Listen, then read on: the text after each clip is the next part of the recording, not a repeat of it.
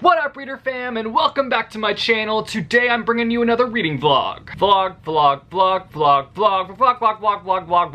begins to sound like a really weird word the more you say it. Since my last reading vlog, I've yet to finish Extremely Loud and Incredibly Close, and I don't have plans to get back into this book right now. I'm kind of setting it aside. I know that I probably shouldn't do it and that I should just power on with this book, but I just can't get myself to do it for some reason. Something in me right now is just not feeling this book, so I've got to set it aside for now. I'll get back to you at some point, I promise. I've actually been having a hard time lately deciding on what I want to read. So last night, I went to Instagram and had you guys vote on 2 different books. The first book is an advanced reader's copy of Bridge of Clay by Marcus Zusak.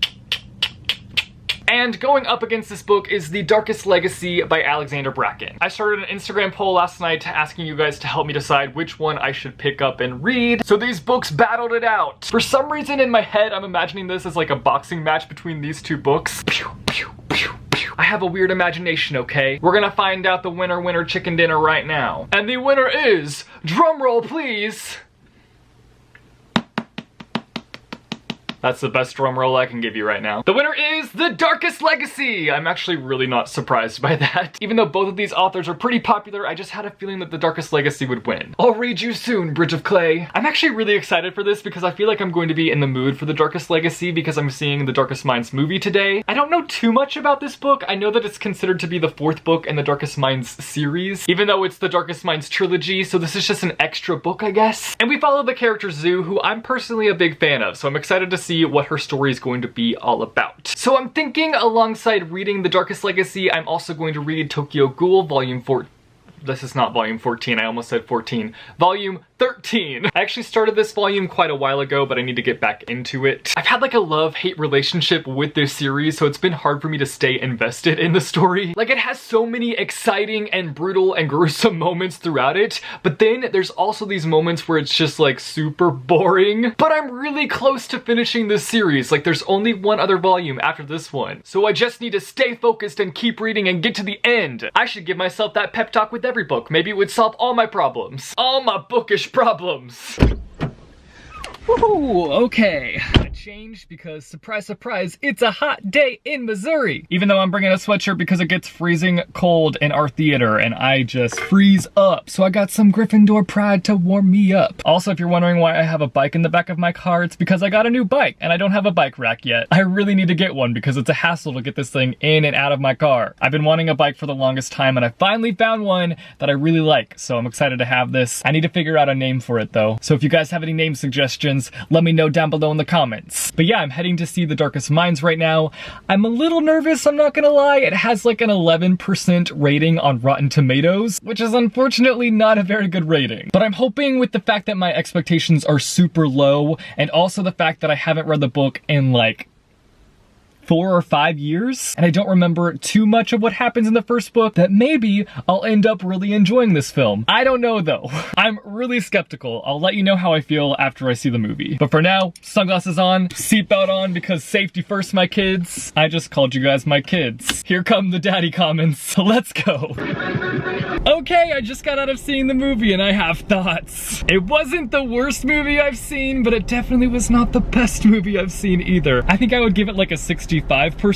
I feel like the world building wasn't the greatest. And maybe just overall the screenplay wasn't the best. There were some cringy acting moments. I couldn't tell if it was because of the directing or the screenplay or the actors themselves. I feel like it had to have been either the directing or the screenplay because the actors had some great moments throughout the movie. There were just some cringy moments where I was like, oh my gosh, can we not? Those are really my only complaints though. Like, it was a fun movie. I just feel like for some reason Hollywood continues to dumb down these YA book to movie adaptations. They'll take this book that's excellent and they'll try to make it cheesy and like dumb it down, and it doesn't need to be that way. Like, it's so frustrating. When will Hollywood learn? Again though, it wasn't the worst. I've seen a lot worse. I just prefer the book over the movie. I also saw Alexander Bracken's little cameo at the end, which was super cool. And a booktuber, Starry Night Reads, I think that's his username, was like an extra in the film, so I caught him in there too. That was kind of cool. I loved Zoo. I loved Chubbs. Chubbs saved this movie, honestly. He was fantastic. If you guys have seen the movie, let me know down below in the comments all your thoughts. I want to hear from you guys.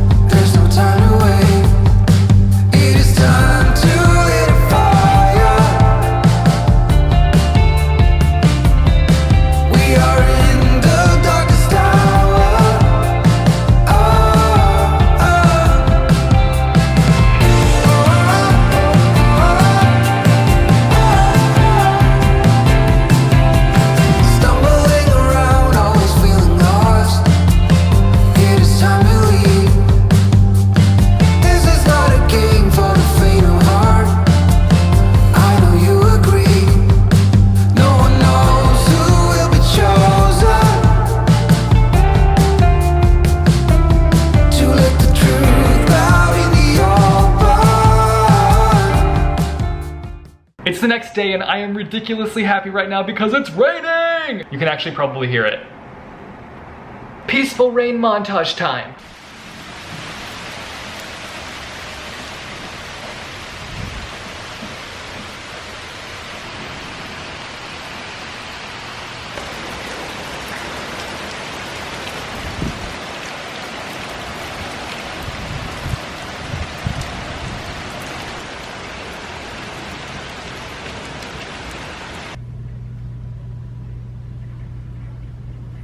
I'm gonna snuggle up with The Darkest Legacy and get some reading in. I'm currently 279 pages into The Darkest Legacy and I am loving every second of it. I'm so surprised by how far I am. It's so easy just to get so sucked up in this book and just forget about the world around you. Like, you just get completely transported by it. It's definitely holding my attention and I'm super excited by that because it's been a long time since a book has really held my attention like this one is doing. So I can't wait to read more of it during this storm from the comfort of my bed, where I'm not getting wet, but I'm listening to the downpour. It's the next day and it's time for another update. Hey, hey, hey. I made my way to page 304 yesterday in The Darkest Legacy. That's chapter 24. I didn't read as much as I wanted to last night, but that's okay because what I did read, I really enjoyed. I keep finding myself surprised by how much I'm enjoying this, which I should put more trust in Alexandra Bracken because I continue to love her books. So there's really no need for me to go into her books feeling nervous. I think for this book specifically, I was nervous just because the Darkest Minds trilogy has already been wrapped up and I was like, do we really need another book in this series? But the more that I'm reading in this, the more that I'm enjoying it. Is this a necessary book in this series? No, not really, but am I still trash for it? You betcha I am. I'm hoping to read quite a bit more of this today. I didn't realize how hefty this book was though. This is like nearly 600 pages. It's 569 pages. So we'll see if I end up finishing this book this week. Today I'm putting together a new bookshelf. That's what I'm gonna do. That's what this sucker is right here. I'm gonna break into this package and build me a bookcase. Even though I'm terrible at putting together furniture, we'll see how this goes.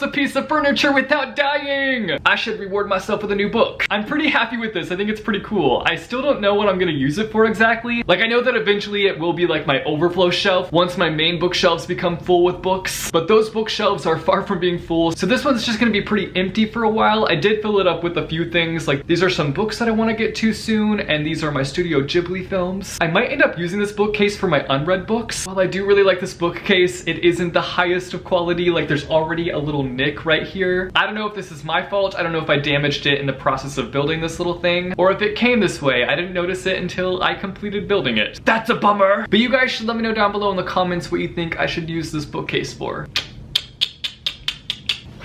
Alright guys, I accomplished my reading for the week. I finished The Darkest Legacy and I also finished reading Tokyo Ghoul. So let me share some brief thoughts with you guys on these books. First up, The Darkest Legacy. I really ended up enjoying this book. I think I'm gonna end up giving it like a 4.5, but I need to let it digest first. I'll be sure to share some more in-depth thoughts on this book in an upcoming books I've read recently video. But I really loved following Zoo's story. I loved seeing some cameos from the main crew from the Darkest Minds trilogy. My one gripe with this book is that I felt there were times where things were just over detailed with the writing, which that's a common issue that I have with Alexandra Bracken's writing. She could be describing the most basic thing, for example, like a book. She could be describing the shape, the feel, the smell, the overall description of a book. And she could spend 2 pages describing that book, which is super unnecessary. Though her descriptions are beautiful and she does a good job of painting up what different things look like, I do think that this can often slow down the pacing of the story. Overall though, I did really enjoy this book and I had a fun time reading it. Then I finished up Tokyo Ghoul Volume 13. I'm getting closer to the ending. I only have one more volume left in this series. I still had quite a love-hate feeling with this volume. I feel like something that this series lacks as a whole is building off of these big and heightened moments. We have these really killer moments that take place, and instead of building off of those moments, it just plummets. It's like it doesn't know how to push off those moments and keep soaring up. But overall, I've grown to love these characters so much, and I will be sad to see the story come to close in the last volume. I think I'd end up giving this volume a 3.5, but again, it's still going through that digesting process, so that rating could change. So that's it for this reading vlog. I hope that you guys enjoyed it. You should let me know down below in the comments what you thought of it, or let me know down below in the comments a book that you're currently reading. If you like this video, be sure to give it a big thumbs up. I post videos frequently on this channel, so if you want to see more bookish content from me, be sure to go and hit subscribe, or go and click the little bell icon and you'll be notified every time I post new videos. As always, thanks for watching, guys, and I will see you soon with a new video. Bye, chew.